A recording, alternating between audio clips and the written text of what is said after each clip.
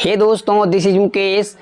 इस तरीके के सेंटेंसेस को हम लोग अपने डे टू डे लाइफ में अक्सर यूज करते हैं, जहाँ पर हम लोग कहते हैं आकर बताता हूँ, खाकर आता हूँ, बोल कर आता हूँ, टीवी देखकर पढ़ता हूँ। सब्जेक्ट भी यहाँ चेंज हो सकता है। यहाँ मैं अपने लिए बोल रहा हूँ, किसी और के लिए भी बोल सकता हूँ। वो आपको स्ट्रक्चर से और सेंटेंसेस से ज़्यादा क्लियर होगा। तो इसके स्ट्रक्चर को देखते हैं। And before that we understand the situation of this sentences. तो यहाँ पर एक काम कर मतलब एक काम ख़त्म होगा और दूसरा काम स्टार्ट हो जाएगा।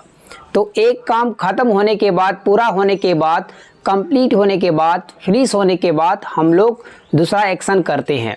यहाँ पर टेंसेस भी आप बदल सकते हैं, वो डिपेंड करेगा आप पर कि आप क्या बोलना चाह रहे हैं। यहाँ पर जो मैंने सेंटेंस लिया है, आपको लग रहा होगा ये प्रेजेंट इंडेफिनिट टेंस का सेंटेंस है, बट ऐसा बिल्कुल भी नहीं है। आपको सेंटेंसेस को देख करके तुरंत नहीं बताना है कि ये इस टेंस का सेंटेंस है, उसके सिचुएशन को समझना है। यहाँ पर कहने का मतलब क्या हुआ, एक एग्जांपल लेते हैं। खाकर आता हूँ, कहने का मतलब है कोई काम अभी हुआ नहीं है, पहले खाऊंगा फिर आऊँगा।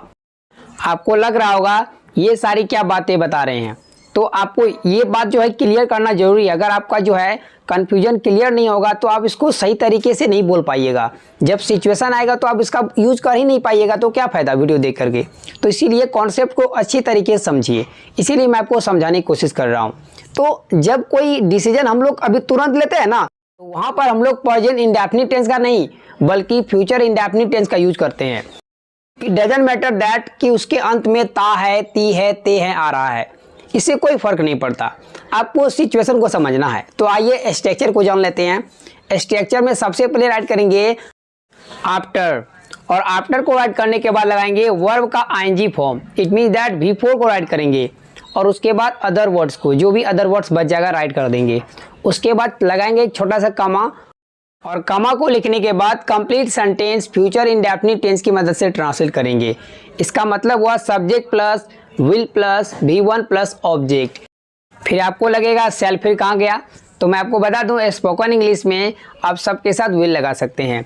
यदि आप चाहे तो सेंटेंस को पहले लिखिए, कहने का मतलब subject plus will plus V1 plus object को पहले लिखिए, उसके बाद आफ्टर प्लस आईएनजी फॉर्म और लास्ट में अदर वर्ड्स। इसके बाद यहाँ पर कॉमा देने की कोई ज़रूरत नहीं है। इसको और भी बेटर तरीके से समझते हैं, उसके लिए लेते हैं कुछ एग्जाम्पल्स। तो आज का पहला एग्जाम्पल है आकर बताता हूँ। तो इस सेंटेंस के लिए बोलेंगे I'll tell after coming.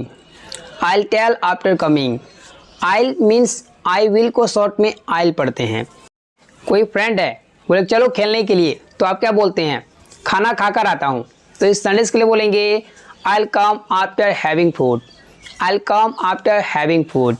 या टेकिंग फूड, ईटिंग फूड भी कर सकते हैं। नेक्स्ट सेंटेंस, वह बोल कर आता है।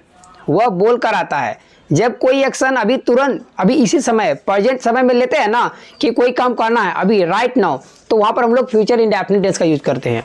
तो इस सेंटेंस के लिए बोलेंगे he'll come after saying, he'll come after telling, he'll come after informing।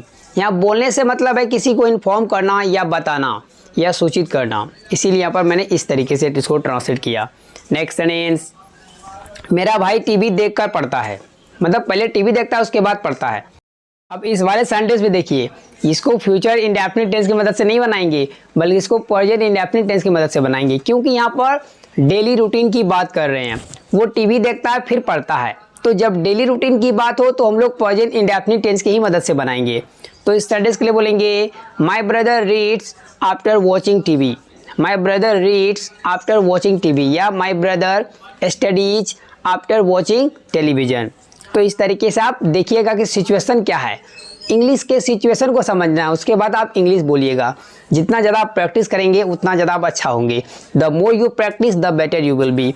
So guys, इसी जुड़े मैं आपको एक सेंटेंस देता हूँ, उसको ट्रांसलेट कीजिए, राइट कीजिए कमेंट बॉक्स में। यदि आप कोई गलती करेंगे तो मैं आपको करेक्ट करके बता दूंगा। दोस्तों वीडियो कैसी लगी, अच्छी लगी तो लाइक करिए, मेरे चैनल को सब्सक्राइब कर लिया और बेल आइकॉन को हिट कर ले, ताकि मेरा रोज आने वाली वीडियो की नोटिफिकेशन बिल्कुल टाइम पर मिलती रहे। तो मिलते हैं इसी तरह के एक और मजेदार लेसन में। Till then keep practicing, keep smiling, have fun, take yourself, bye bye.